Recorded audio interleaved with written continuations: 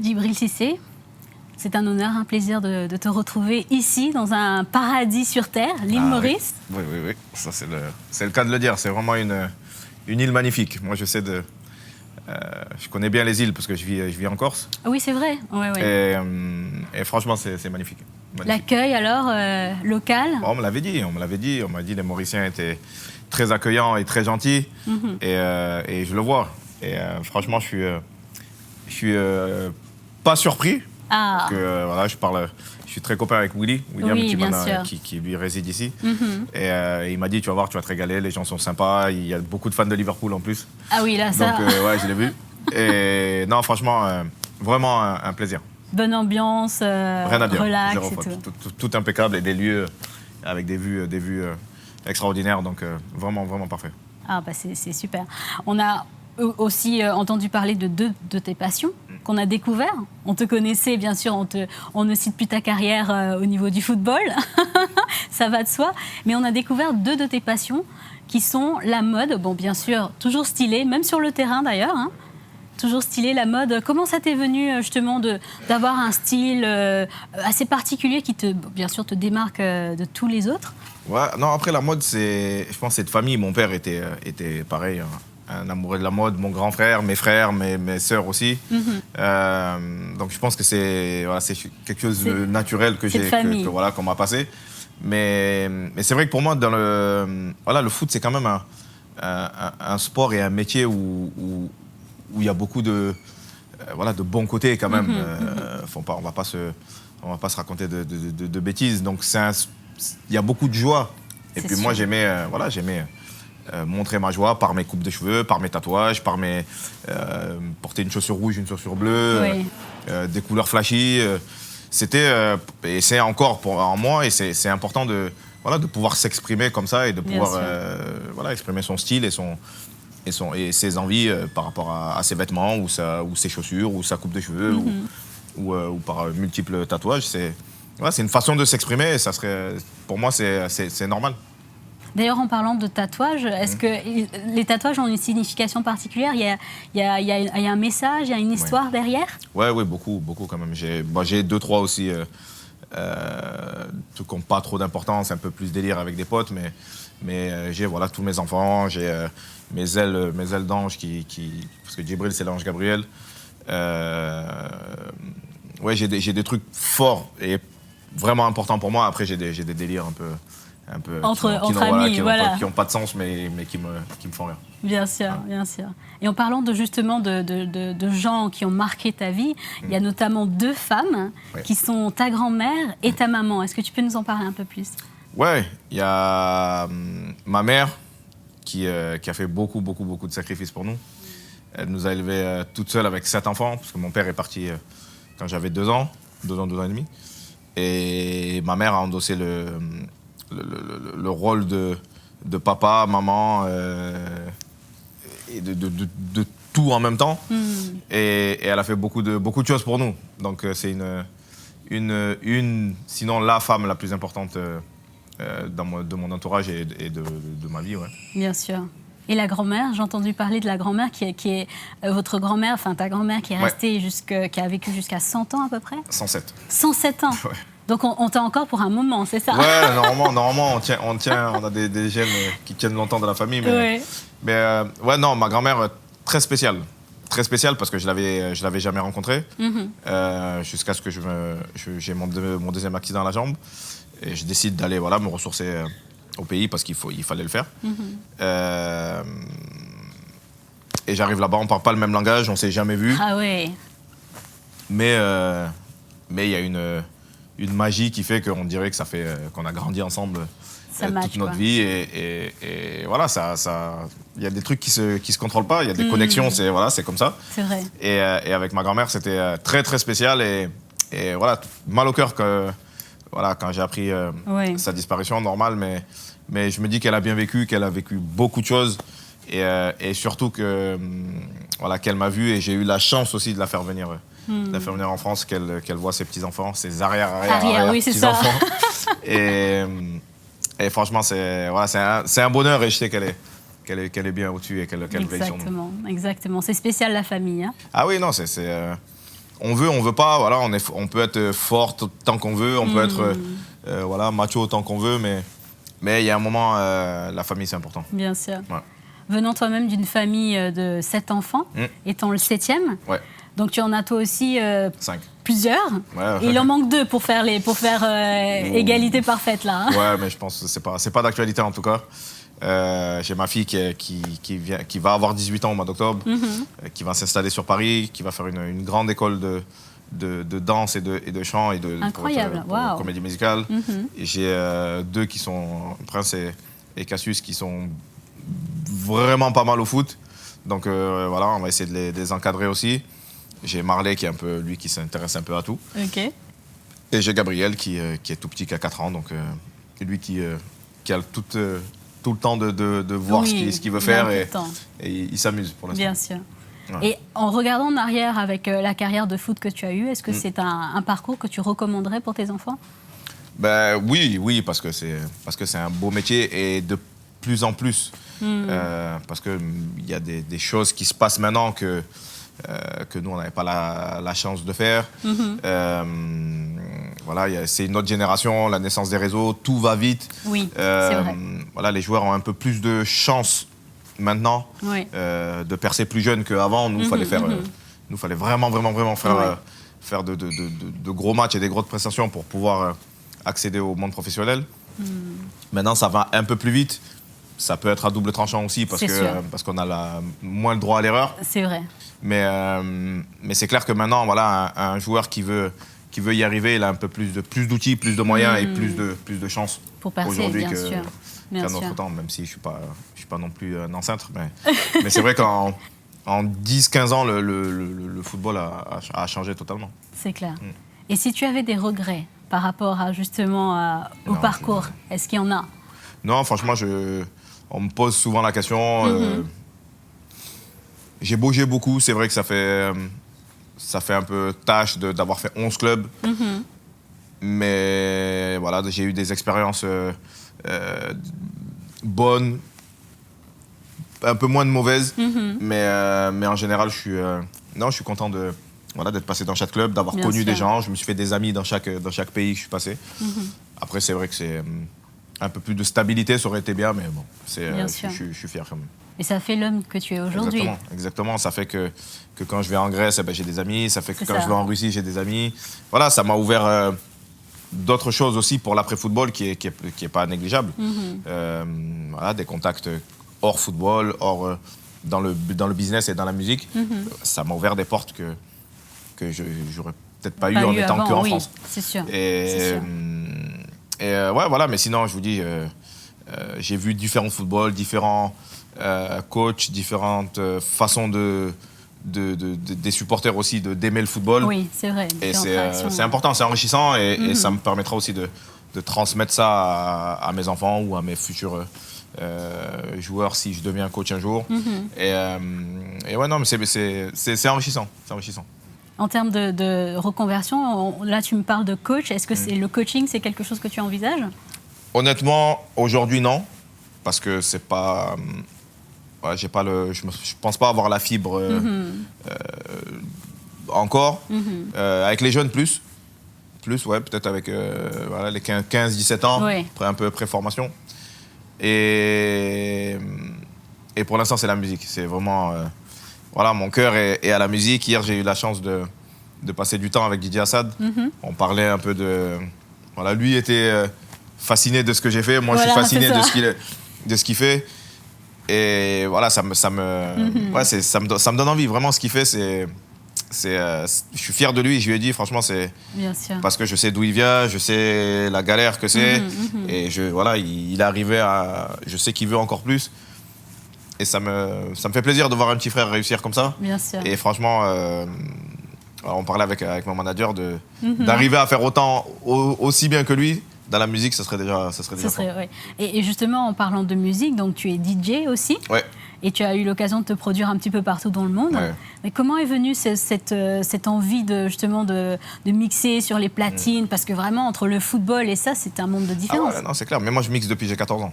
Ah, bah donc, voilà. très très tôt, un ami à moi qui s'appelle Didier Sabatier, qui mixait dans vraiment une grosse boîte connue et à la mode dans le sud de la France. Okay. Et mes frères sortaient là-bas, moi j'étais trop jeune. Et le jour de la... Oui, parce que 14 ans, c'est un petit peu jeune. J'étais vraiment trop jeune.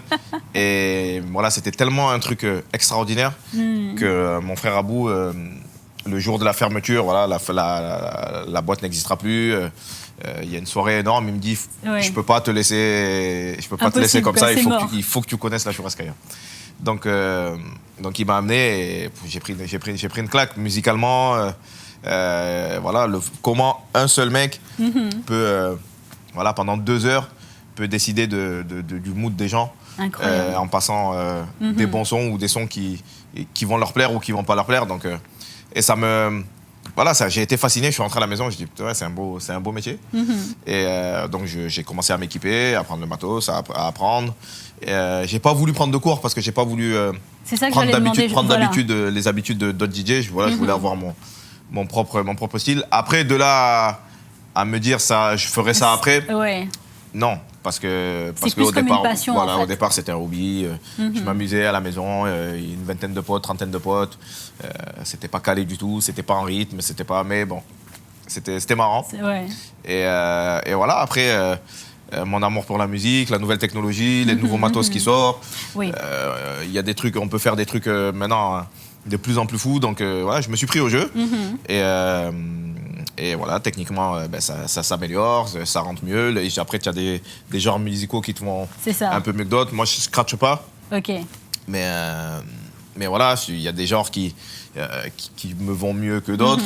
Et voilà, et finalement, de fil en aiguille, on se prend au jeu et on arrive à l'île Maurice à avoir 3 dates et à mixer devant beaucoup de personnes. Donc c'est cool. C'est une belle reconversion, ceci dit. Oui. Après, il y a des gens qui comprennent, il y a des gens qui ne comprennent pas. Après, c'est pas trop important à mes yeux non plus. Mais ouais, ce que j'ai envie de leur dire, c'est que le foot, c'était peut-être 4 heures de ma vie dans la journée. Sur 24 heures, allez, on dort 8 heures. Oui. Il reste beaucoup de temps. C'est ça. Donc, je suis pas PlayStation, je suis pas film, je suis pas DVD, je suis pas télé, je suis musique. Et puis la musique en Afrique, enfin, tu es français d'origine africaine. Oui, ivoirienne, ouais. C'est dans le sang. Ah oui, non, moi la télé, prenez ma télé, prenez ce que vous voulez, mais la musique, on n'y touche pas. Et je trouverai toujours un moyen soit par le téléphone, soit par... Il y a toujours un moyen d'écouter de la musique. Et pour moi, la musique, c'est hyper important. Je vois pas comment... Comment vivre son musique. Ah non, ça serait vraiment compliqué. Et comment tu définirais ton style, justement, en termes de... De DJ ? Oui, c'est ça. Open format. Open format, ouais, vraiment, je joue tout, mais quand même, j'ai mes préférences sur l'afro house, sur l'afro, sur l'afrobeat. Ok. Voilà, j'ai quand même mes origines afro qui ressortent. Mon bâton aussi, dancehall. Vraiment, je suis EDM, je joue électro. Sympa. Je suis open format, mais j'ai quand même un peu. Il y a le choix du cœur aussi. Mon bâton et musique aussi, ragaton, mon bâton, dancehall aussi, j'aime bien. Donc il y a plusieurs tournées déjà à Maurice qui sont 3 dates à Maurice. 3 dates à Maurice. Il y a la Croisette ce soir. Il y a l'Hennessy backstage demain. Et voilà, apparemment un lieu extraordinaire, l'îlot de Coco. Ah, ça c'est exceptionnel. Et c'est apparemment l'un des premiers événements qui se passe là-bas parce que tout à fait. C'est vraiment un truc assez exclusif. C'est vrai. Et voilà, c'est un honneur, encore un autre honneur d'être le premier à jouer là-bas avec DJ Assad, justement. Bien sûr. Et j'espère que voilà, les gens viendront en masse et qu'on passera une bonne après-midi. Exactement. Bah justement, quand on fait le tour un petit peu de ta vie, 37 ans, c'est ça ? Quand on regarde 37 ans, c'est jeune. Ah ouais. Mais en 37 ans, tu as déjà eu l'occasion de vivre beaucoup d'expériences, d'être au sommet, d'avoir la gloire, la célébrité, si on peut dire ça comme ça. Est-ce qu'il te reste encore des objectifs, des choses que tu veux atteindre ? Oui. Non, il y a toujours... moi, je suis très... je dirais pas dur, mais très... Voilà, je me pousse vraiment jusqu'à mes retranchements. Et pour moi, il n'y a pas de limite. Okay. On peut toujours battre les records, on peut toujours défier...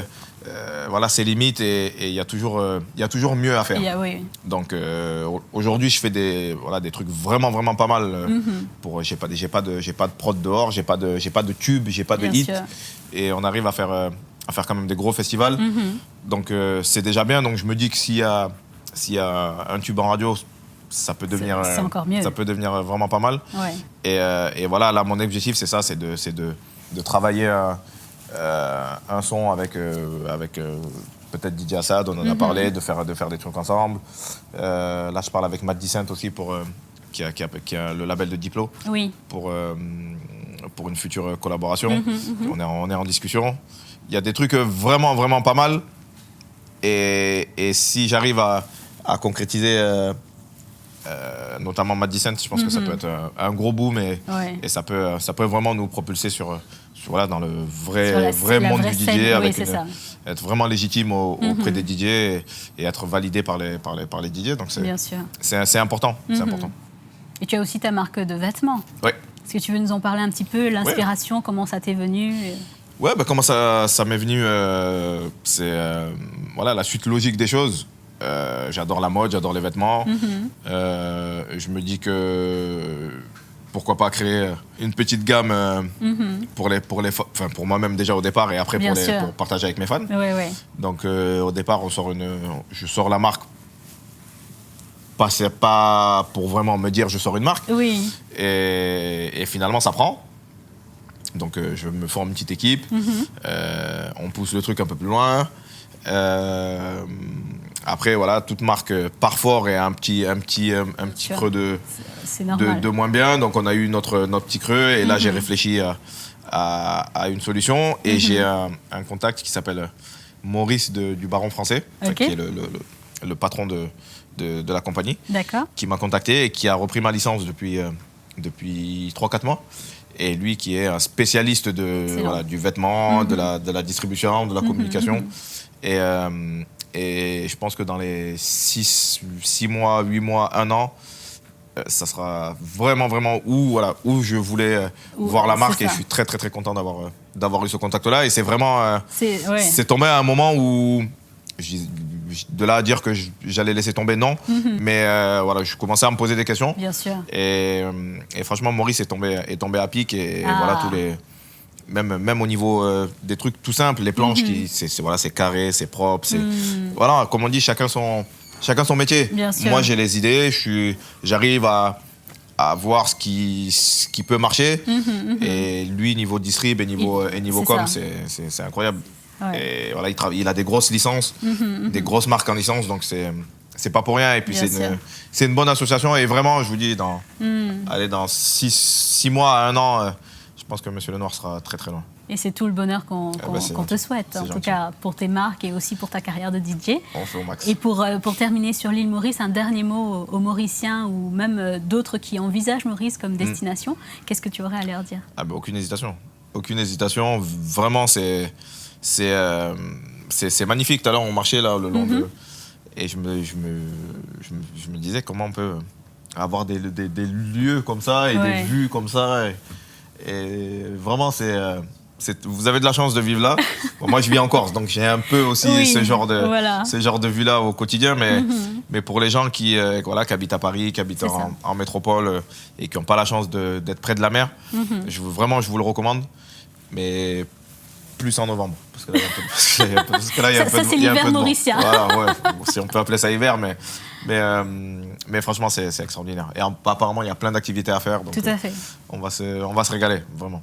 Excellent. En tout cas, merci Djibril pour cette interview à cœur à cœur. Merci. Et puis on espère un nouveau voyage, peut-être en famille cette fois-ci, avec les enfants. Pas, avec d'autres dates, venir avec les enfants.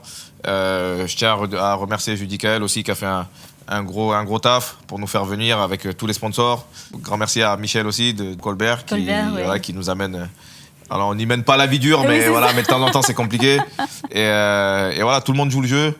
Et franchement, un superbe accueil dans des hôtels plus que au-dessus de la moyenne. Et un grand merci. Et j'espère qu'on reviendra très vite.